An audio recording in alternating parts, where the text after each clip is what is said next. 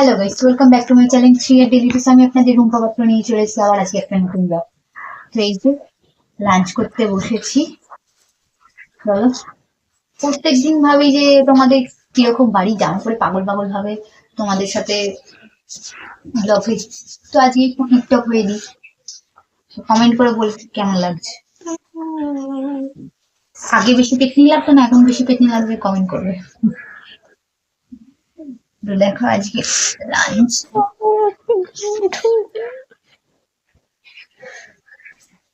ঘন্টা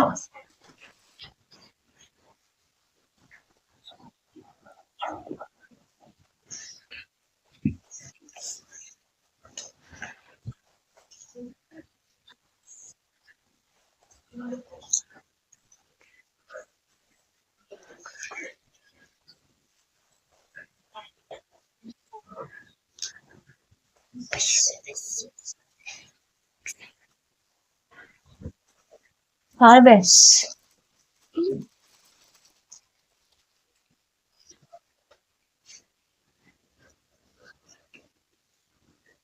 তো দেখো, আর করেছি হচ্ছে দাঁড়া, বেশি কিছু করিনি আজকে।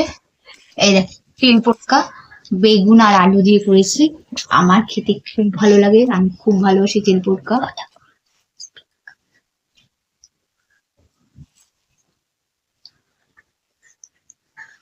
আর আমি সমস্তটা আমার মেয়েদেরও খাওয়ানোর চেষ্টা করি, সব জিনিস খাওয়া উচিত, খেতে খুব ভালো হয়েছে। আর করেছি ফুলকপি আলু দিয়ে, এই যে কাতলা মাছের পেটি দেখতে পাচ্ছ, এটা তো লেজাটা হাফ করা আমার মেয়ের জন্য, আমার মেয়ে পেটি খায় না তাই। এই যে কাতলা মাছের পেটি, এই যে ঝোল,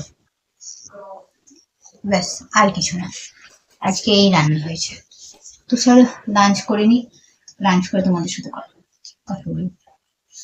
তো দেখো, এখানে রাত্রিবেলা আমি চপ বানাচ্ছি, ভেজিটেবিল চপ আর ফিশ চপ। তার জন্য এই দেখো আলুটা সিদ্ধ করে নিয়েছি, সমস্ত কিছু কেটে নিয়েছি, গ্রেট করে নিয়েছি, মাছের কাঁটা টাটা সব ছাড়িয়ে নিয়েছি। তো এই দেখো, এদিকে আমি কড়াইতে তেলটা গরম করে একটু আদা ফোড়ন দিয়ে দিয়েছি, আদা দিয়ে দিয়েছি, যেহেতু এটা ভেজিটেবিল চপ তার জন্য আদা দিয়ে দিয়েছি। আর এই দিকে দেখো, আর এইদিকে এইগুলো সব মাছের জন্য, মাছের চপে দেবো। তো সেটা দিয়ে তারপর সবজিটা দিয়ে দিয়েছি। এখানে বিট আছে, গাজর আছে, একটু কড়াইশুঁটি দেবো। কড়াইশুঁটি বেশি ছিল না, অল্প কটাই কড়াইশুঁটি ছিল, তাই সে কটাই দিয়ে দিয়েছি যে কটা ছিল। আর কাঁচা লঙ্কা বেশি করে দিয়ে ভালো করে ভেজিটেবল পুরটাকে করে নিলাম। এটা আবার মাছের পুর করছি, মাছের চপের। তো দু রকমের চপ হবে, তার জন্য দু রকমের পুর। সব একেবারে সমস্তটা আমি কেটে কুটে নিয়ে তারপরে করতে বসেছি, কারণ একার হাতে করতে হয়। এই একবার করে উঠে আবার আর একবার করা আমার পক্ষে সম্ভব হয় না, ওই জন্য আমি একেবারে সমস্তটা করে টরে নিয়ে উঠি একেবারে, তারপর করতে থাকি। জানোই যে আমার হেল্প করার কেউ নেই। তো এখানে আমি মশলাগুলো ভালো করে ভেজে নিচ্ছি মাছের চপের জন্য। তারপরে দেখো, এখানে যে ভাজা ভাজা হয়ে এসছে, আমি এখানে তারপরে আলু সিদ্ধগুলো দিয়ে দেবো। আমি কিন্তু ভেজিটেবল চপেও কিন্তু আলু সিদ্ধ দিয়েছি, কড়াইশুঁটি দিয়েছি, ধনেপাতা দিয়েছি, দেখতে পাবে তোমরা। আর ভাজা মশলাটা দিলে চপের ফ্লেভারটা দারুণ আসে খেতে। তোমরা কিন্তু ট্রাই করবে বাড়িতে। আর এই ঠান্ডার মধ্যে গরম গরম নিজের বাড়িতে বানানো চপ, দেখো দোকান থেকে কিনে গেলে কটা খাবে, বরঞ্চ দুটো কি তিনটে, কিন্তু নিজে যখন ঘরে বানিয়ে খাবে তখন একটু বেশিই খেতে পারবে, আর বেশি মনের মতো করে করতে পারবে।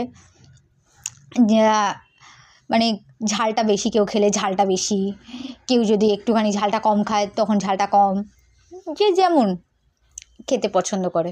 তো দেখো, এখানে আমার সমস্ত পুর হয়ে গেছে, আমি এখানে ভেজিটেবিল চপের শেপটা দিয়ে নিচ্ছি। আর ওখানে দেখো ফিশ চপেরও আমার হয়ে গেছে। এই দেখো চপগুলো সমস্তটা রেডি হয়ে গেছে, দেখতে পেয়েছো?